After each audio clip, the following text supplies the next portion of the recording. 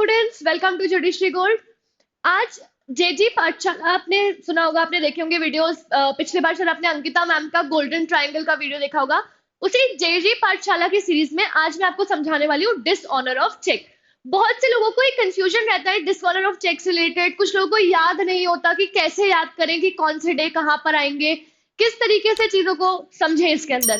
तो कोई बात नहीं, nothing to fear when I am here. आपको डिसऑनर ऑफ चेक पूरा अच्छे से मैं यहाँ इस वीडियो में समझाने वाली हूँ। आपने अगर नेगोशिएबल इंस्ट्रूमेंट्स एक्ट पढ़ा हो, ठीक है, अगर आपने नेगोशिएबल इंस्ट्रूमेंट्स एक्ट अच्छे से पढ़ा होगा, जो जनरली हम नहीं करते हैं। मैंने देखा ये ट्रेंड की लोग नेगोशिएबल इंस्ट्रूमेंट्स को सोचते हैं यार लास्ट मिनट में 5 मिनट में करके चले जाएंगे। बट अगर देखने जाओगे ना तो एक्चुअली डिसऑनर ऑफ चेक बहुत इंटरेस्टिंग चीज है, जो हमें लगता है कि बहुत ही डिफिकल्ट सा है। लेकिन अगर एक्चुअली आप डिसऑनर ऑफ चेक कहाँ दिया गया है, कौन से चैप्टर में दिया गया है, अगर हम इसकी बात करें तो चैप्टर नंबर 17। ओरिजिनली ये आपके नेगोशिएबल इंस्ट्रूमेंट्स एक्ट के अंदर नहीं था। इसको 1988 में अमेंड करके चैप्टर 17 में इनकॉर्पोरेट किया गया है, जहां पे डिसऑनर ऑफ चेक को एक क्रिमिनल ऑफेंस बनाया गया। आप अगर देखेंगे तो नेगोशिएबल इंस्ट्रूमेंट चैप्टर 1 से लेकर 16 तक सिविल इन नेचर है, लेकिन चैप्टर 17 एक अकेला ऐसा चैप्टर है उस पूरे एक्ट के अंदर जिसको क्रिमिनल नेचर का बनाया गया है। इसके पीछे का रीजन अगर आप मुझसे पूछें कि मैम इसके पीछे का रीजन क्या है, इसको क्यों क्रिमिनल नेचर का बनाया गया, because of a simple reason, क्योंकि लोग क्या करते थे ना, बहुत ऐसे चेक इश्यू कर देते थे जो कि बाउंस जाते थे। तो अब उनको क्या लगता था, हमारे पास एक मतलब सामने वाले के पास क्या रेमेडी होगी, सिर्फ वो सिविल कोर्ट में जाएगा और कॉम्पेंसेशन ले लेगा, बाकी कभी हमें जेल तो होने वाली नहीं है। तो लोग क्या करते थे, ऐसे चेक ऐसे ही इशू कर देते कि चलो यार कर दो, ठीक है, कल को पैसा देना पड़ेगा, पैसा दे देंगे, इनहैंस पैसा देना पड़ेगा, वो चलेगा, लेकिन और कुछ तो दिक्कत होगी नहीं। तो जब ये रियलाइज हुआ तो ये एक नीड फील हुई कि यार इसको एक क्रिमिनल ऑफेंस बनाने की जरूरत है, ताकि एक डेटरेंट इफेक्ट आए लोगों के ऊपर और लोग ऐसे चेक इशू ना करें। तो जब अपन बात करते हैं डिसऑनर ऑफ चेक की, कौन से सेक्शंस में दिया गया है, सेक्शन 138 से सेक्शन 148 तक। आप बहुत से लोगों के बैर एक्ट में 147 तक ही होगा, क्योंकि आपके पास अमेंडेड बैर एक्ट नहीं है। 148 तक है, 2018 में अमेंड करके 143A एंड 148 इनकॉर्पोरेट किया गया था डिसऑनर ऑफ चेक के चैप्टर के अंदर।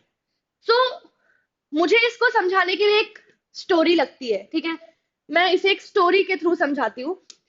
जैसे डिसऑनर ऑफ चेक हम समझ रहे हैं अभी 138, इसको हटा देते हैं हेडिंग को। अभी हम क्या समझने की कोशिश कर रहे हैं यहाँ पर, अभी हम समझ रहे हैं section 138 red with section 142 sub section 1। यही आपको पूरा डिसऑनर ऑफ चेक बताएगा कि डिसऑनर होता क्या है। सारे एसेंशियल्स जो आपको एग्जाम में लिखने होते हैं सारे इन दोनों सेक्शंस में आपको मिलेंगे, 138 रेड विथ 142 सब सेक्शन 1। अब देखिए, अब इसको समझते हैं कहानी के थ्रू। कहानी क्या है, एक बंदा है ए, उसने क्या किया, उसने एक चेक इशू किया, किसको, बी को। अभी जो चेक है इसकी वैल्यू मान लो 1 लाख का ये चेक है, 1 लाख का चेक इशू किया बी को। अब चेक इशू किया है तो क्यों किया होगा भाई, कोई डेट या लायबिलिटी रही होगी, तो ए की बी की तरफ कोई डेट या फिर देयर वाज सर्टेन डेट या फिर लायबिलिटी।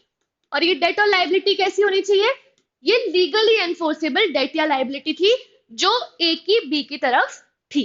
अब क्या हुआ, बी के पास क्या है, बी के पास एक समय है, कितने महीने का, 3 मंथ्स का।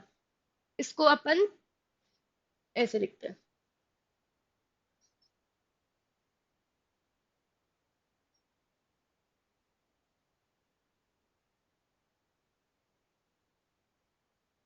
बी के पास यहां से 3 मंथ्स तक का समय है।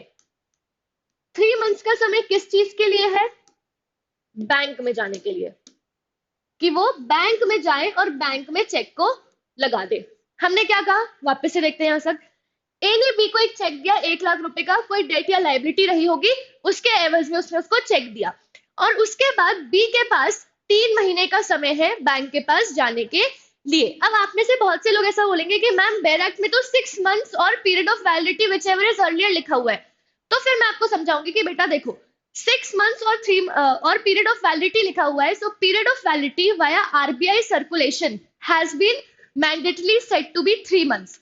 तो अब अगर आप 6 महीने और 3 महीने में विच एवर इज अर्लियर देखेंगे तो इट इज ऑब्वियसली 3 मंथ्स, इसलिए अब मैंडेटरी हो चुका है कि चेक आप 3 महीने के अंदर बैंक में लगा दीजिए। अब बैंक ने क्या किया, बैंक ने चेक अनपेड रिटर्न कर दिया बी को। बैंक ने कहा कि भाई हम इस चेक की पेमेंट नहीं कर सकते, और उसके लिए रीजन क्या दिया, उसके लिए उन्होंने रीजन दिए 2। उन्होंने कहा कि या तो एक के अकाउंट में फंड्स इनसफिशिएंट है, इनसफिशिएंट फंड्स, कि भैया देखो एक के अकाउंट में तो उतना पैसा ही नहीं है कि हम ये 1 लाख रुपए की पेमेंट कर सके, या फिर उन्होंने कह दिया कि अग्रीमेंट लिमिट एक्सीड हो चुकी है, अग्रीमेंट लिमिट इज एक्सीडेड। इसका क्या मतलब है, उनने कह दिया कि ए का जो हमारे बैंक के साथ अग्रीमेंट है वो हमें परमिट ही नहीं करता कि हम 1 लाख की पेमेंट कर सके। तो बैंक ने इन दोनों रीजंस की वजह से, इनमें से किसी एक रीजन की वजह से क्या किया, चेक को अनपेड रिटर्न कर दिया है बी के पास।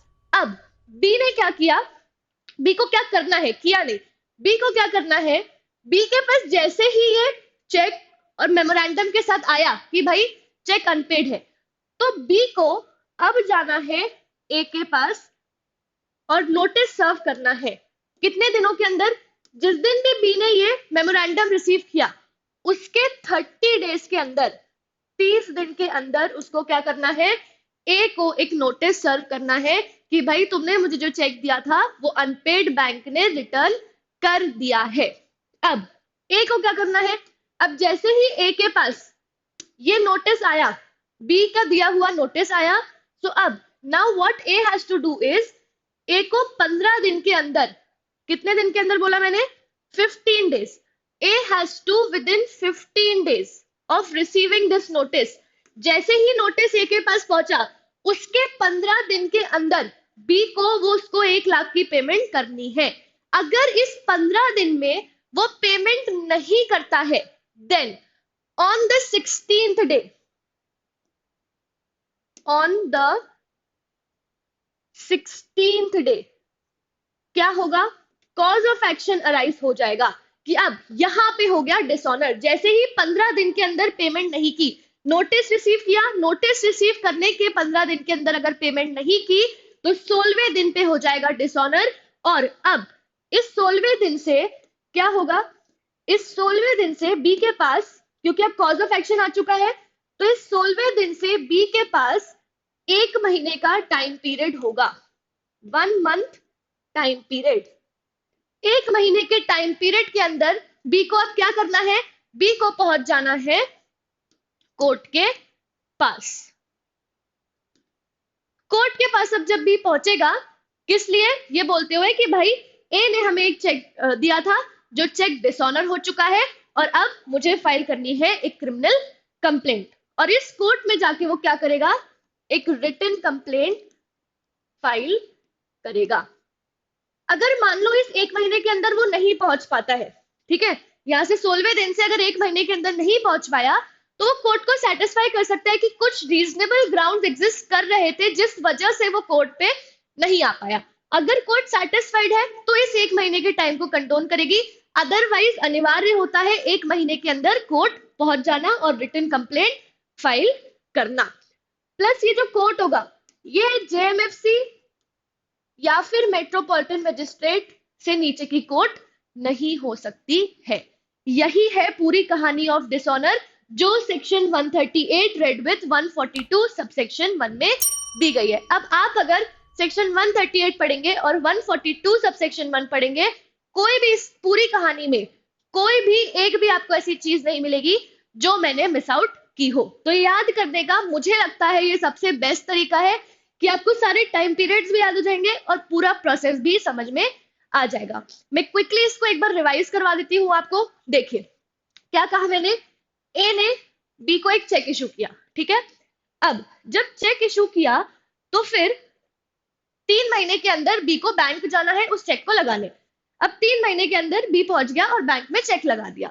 बैंक ने क्या किया, इनसफिशिएंसी ऑफ फंड्स या अग्रीमेंट लिमिट एक्सीडेड के ग्राउंड पे इस चेक को अनपेड रिटर्न कर दिया बी के पास।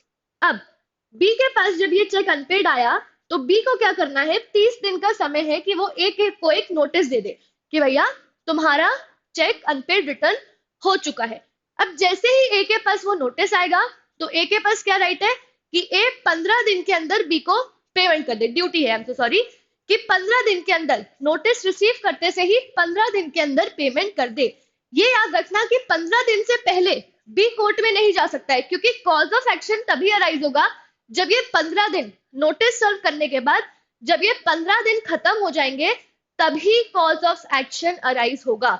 और जैसे ही कॉज ऑफ एक्शन अराइज हुआ उसके बाद 1 महीने का समय होगा बी के पास टू अप्रोच द कोर्ट। और जैसे ही वो कोर्ट जाएगा तो वहां पे एक रिटन कंप्लेंट फाइल करेगा and that court can not be below the rank of JMFC और मेट्रोपॉलिटन मैजिस्ट्रेट। अब देखो, अब जैसे ही कोर्ट पहुंच गए, ठीक, तो 2 ही सिचुएशन हो सकती है, या तो एक्विटल होगा, है ना, कि या तो ए को एक्विट कर दिया जाएगा कि आपने डिसऑनर नहीं किया है, या तो क्या हो सकता है, या तो कन्विक्शन होगा। अगर कोर्ट डिसाइड करती है कि उन्हें कन्विक्शन करना है तो पनिशमेंट कितनी हो सकती है, up to 2 years of imprisonment और फाइन not exceeding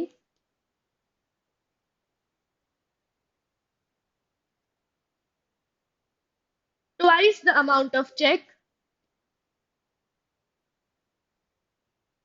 और बोथ, या फिर दोनों ही सजा के तौर पे कोर्ट उन्हें दे सकता है। तो यही है पूरा प्रोसीजर ऑफ डिसऑनर कि डिसऑनर हुआ उसके बाद या तो एक्विटल होगा या तो होगा कन्विक्शन। ठीक, ये है आपका पूरा डिसऑनर की कहानी।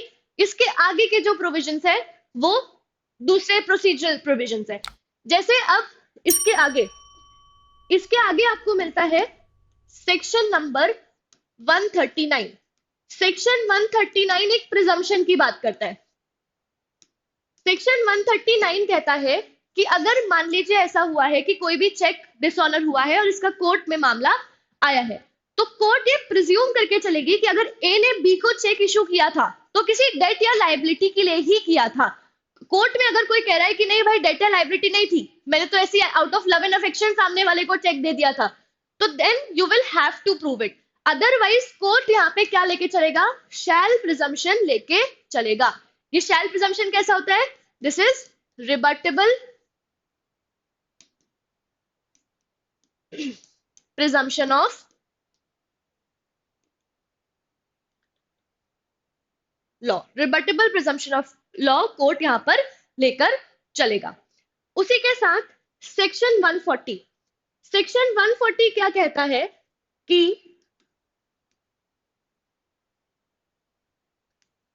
सेक्शन 140 टॉक्स अबाउट कि जो भी डिफेंस ले रहा है, जैसे ए है, ए को प्रोसिक्यूट किया है अपन ने कोर्ट में ले जाकर कि भाई इनने चेक इशू किया था, यहाँ पे चेक डिसऑनर हो चुका है, तो अब उस केस में ए क्या नहीं कर सकता, उस केस में ए ये डिफेंस नहीं ले सकता है कि भाई मुझे तो पता ही नहीं था कि डिसऑनर हो जाएगा, है ना, क्योंकि भाई देखो तुम्हारा अकाउंट, तुम्हारा बैंक के साथ अग्रीमेंट, तो ऐसा तो हो ही नहीं सकता कि तुम्हें पता ही ना हो। तो इसलिए सेक्शन 140 ये डिबार करता है पर्सन को जो अक्यूज है कि आप वो डिफेंस नहीं ले सकते हो कि भाई मेरे को तो पता ही नहीं था that my cheque will be dishonoured because of the reason stated in section number 138। उसके बाद जब अपन बात करते हैं सेक्शन नंबर 141 की, तो सेक्शन 141 टॉक्स अबाउट कि कंपनी, अगर यही ऑफेंस कंपनी ने किया है, क्योंकि ऑब्वियस ये बात है ना, एज अ पर्सन अगर कोई चेक इशू कर सकता है तो ऑब्वियसली कंपनी भी इशू कर सकती है, तो कंपनी के केस में आप किसको लायबल बनाएंगे, तो ये कहते हैं जो भी बंदा कंडक्ट ऑफ बिजनेस के लिए रिस्पॉन्सिबल था at the time when this offence was committed, उन लोगों को आप रिस्पॉन्सिबल बनाएंगे। और अगर आप ये प्रूव कर सकते हैं कि किसी पर्टिकुलर ऑफिसर, सेक्रेटरी, डायरेक्टर के कंसेंट या कनाइवेंस से ये ऑफेंस हुआ है, तो फिर भैया उनको भी पकड़ लो। ये सेक्शन 141 बताता है। उसके बाद सेक्शन 142 सब सेक्शन 1 तो अपन ने देख ही लिया। उसमें आपको 3 एसेंशियल्स मिलते हैं कि 1 महीने के अंदर कोर्ट जाना है, रिटन कंप्लेंट फाइल करना है and not below the rank of JMFC and metropolitan के कोर्ट में जाना है। अब सेक्शन 2 क्या बताता है? Let's talk about subsection 2 of section 142 subsection 2। तो ये 2015 के अमेंडमेंट से इंसर्ट हुआ है। ओरिजिनली सबसेक्शन 2 नहीं था, ठीक है। It has been incorporated via subsection 2 has been incorporated via amendment of 2015। इसमें क्या बोला गया है? इसमें जुरिसडिक्शन की बात की गई है कि जब भी आप डिसऑनर ऑफ चेक के मामले फाइल करते हैं तो आप कौन से कोर्ट में फाइल करते हैं। तो देखो, अब ये क्या बोलता है कि अगर अकाउंट पेबल चेक था, उस सिचुएशन में आप जहां पर भी पेई का अकाउंट है उस जगह पर आप क्या कर सकते हैं? उस जगह पर आप जाकर चेक बाउंस का मामला दर्ज करा सकते हैं। दूसरी बात, अगर अदर चेक है जो अकाउंट पेबल नहीं है तो उस सिचुएशन में आप जहां पर भी ड्रॉअर का अकाउंट है वहां भी जा सकते हैं। तो अब इन्होंने जुरिसडिक्शन को लिमिट कर दिया है कि जुरिसडिक्शन सिर्फ 2 ही जगह पर होगा, या तो जहां पेई का अकाउंट है या तो जहां पर ड्रॉअर का अकाउंट है। दोनों में से किसी एक जगह आप जा सकते हैं चेक डिसऑनर को फाइल करने के लिए। उसके बाद सेक्शन 143 की अगर बात करें तो सेक्शन 143 समरी ट्रायल की बात करता है कि समरी ट्रायल आप इस केस का कर सकते हैं। समरी ट्रायल में इम्प्रिजनमेंट और फाइन कम हो जाता है। इम्प्रिजनमेंट हो जाती है 1 ईयर तक की और फाइन हो जाता है नॉट एक्सीडिंग ₹5,000। तो यहाँ पे लिमिट कम हो जाती है क्योंकि समरी ट्रायल हो रहा है। और समरी ट्रायल कितने समय के अंदर खत्म करना होता है? कोशिश करना होता है कोर्ट को कि वो 6 मंथ्स के अंदर खत्म कर दे।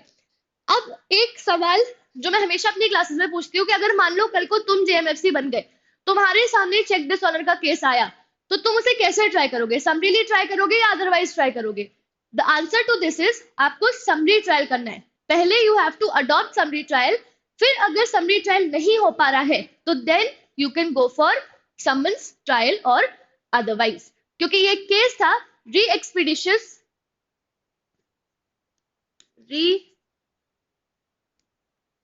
expeditious trial of check dishonour cases, जिसके अंदर इस चीज को सुप्रीम कोर्ट ने काफी अच्छे तरीके से समझाया था कि जनरली आपको कोशिश करना है, as a general rule you have to follow the summary trial that is given under 143। और अगर आपको लग रहा है कि भाई समरी ट्रायल करके जस्टिस नहीं हो रहा कोर्ट केस का, तो then you should opt for other modes of trial. उसके बाद सेक्शन 144 की अगर बात करें, इतना इंपॉर्टेंट सेक्शन नहीं है, उसमें बताया है कि समन्स किस तरीके से सर्व किए जाएंगे। 145 again an important section. Section 145 बताता है आपको कि जितने भी एविडेंसेस होंगे, है ना, इस मैटर्स में जितने भी एविडेंसेस होंगे वो सारे के सारे एफिडेविट पे लिए जाएंगे and also the complaint will be filed on affidavit. और अगर एग्जामिनेशन में होना है तो वो सिर्फ और सिर्फ एफिडेविट के कंटेंट्स पे हो पाएगा। देखो ये सीआरपीसी से अलग है। सीआरपीसी पे एफिडेविट पे एविडेंसेस नहीं लिए जाते हैं, यहाँ पे एफिडेविट पे एविडेंसेस लिए जा रहे हैं अंडर एनआईए, और कंप्लेंट भी एफिडेविट पे फाइल की जा रही है। जबकि सीआरपीसी में आपने ऐसा नहीं पढ़ा होगा, जब भी कोई कंप्लेंट फाइल करता है तो उसका एग्जामिनेशन होता है, पहले ओरली एग्जामिन किया जाता है उसको और विटनेसेस को। यहाँ पे एफिडेविट पे ही कंप्लेंट फाइल होती है और एफिडेविट पर ही एविडेंसेस लिए जाते हैं। उसके बाद 146 में अगेन एक प्रिजम्पशन बताया हुआ है कि अगर आपने बैंक का मेमो लगाया है कोर्ट में जाकर डिसऑनर के केसेस में, तो कोर्ट प्रिजम्पशन लेके चलेगी कि डिसऑनर हुआ है। अगर कोई कह रहा है कि डिसऑनर नहीं हुआ है तो then that person has to prove it.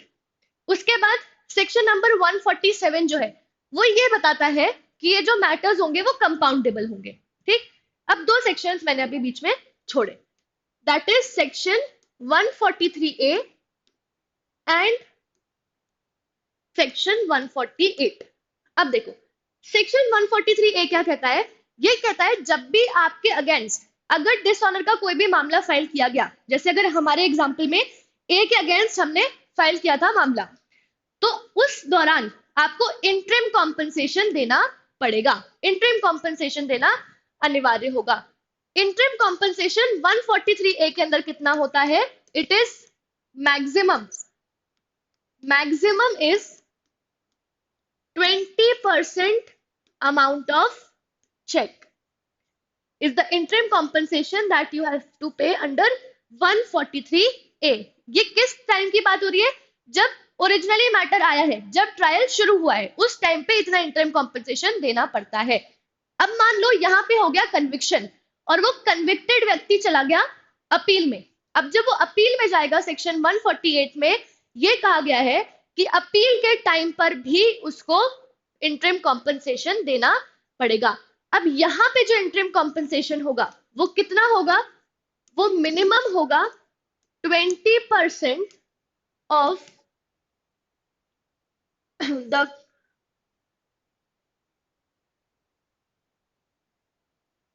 compensation awarded by trial court. तो देख लीजिए यहाँ पे क्या हो रहा है, यहाँ पे मैक्सिमम ही है 20% अमाउंट ऑफ चेक, मतलब अगर 1 लाख का चेक था उसका 20% वो मैक्सिमम है, कोर्ट उसके अंदर कितना भी लगा सकता है। यहाँ पे मिनिमम ही है 20% of the compensation awarded by the trial court. अगर ट्रायल कोर्ट ने जो भी कॉम्पनसेशन लगाया है, टोटल कॉम्पनसेशन, उसका 20% मिनिमम है, मैक्सिमम कोर्ट कितना भी आपको एज इंटरिम कॉम्पनसेशन सामने वाले को देने के लिए कह सकती है अंडर सेक्शन 148। डिफरेंस क्या है, एक तो ये डिफरेंस है, दूसरी बात ये जब ट्रायल पेंडिंग है तब की बात है, और सेक्शन 148 अपीलेट स्टेज की बात है कि जब कन्विक्शन के अगेंस्ट अपील होता है तब आपको इंटरिम कॉम्पनसेशन देना है। So that's all for dishonour of cheque. I hope मैंने बहुत सिंपल तरीके से आपको समझाने की कोशिश की है, सारे सेक्शन के जिस्ट बता दिए। सेक्शन 138 रेडवेल, सेक्शन 142 सबसेक्शन 1 जो सबसे ज्यादा इंपॉर्टेंट है, जिसमें सारे एसेंशियल्स मिलते हैं, वो सारे मैंने आपको यहाँ पे समझा दिए। आई होप समझ में आया होगा और लगा होगा थोड़ा सा अलग, क्योंकि जनरली लोगों को चीज समझ में नहीं आती है, बट आई होप कि आप लोगों को इस वीडियो के थ्रू ये जरूर समझ में आ गया होगा। With this also I want to give you a news कि जुडिशरी गोल्ड ने आपके लिए इंदौर सेंटर में एक ऑफलाइन बैच लॉन्च किया है, जिसमें हम आपकी हिंदी में भी प्रिपरेशन करवा रहे हैं, इंग्लिश में भी प्रिपरेशन करा रहे हैं। 1 अगस्त से ये बैच चालू हो रहा है, so all those who are interested आप बिल्कुल ज्वाइन कर सकते हैं इस बैच को। इंदौर सेंटर से आप अपनी तैयारी और स्ट्रॉन्ग कर सकते हैं। सो that's all from my side. अगर डिसऑनर ऑफ चेक अच्छे से समझ में आया हो इस वीडियो के through, please like share subscribe करना और बिल्कुल भी मत भूलना शेयर करना। Thank you so much.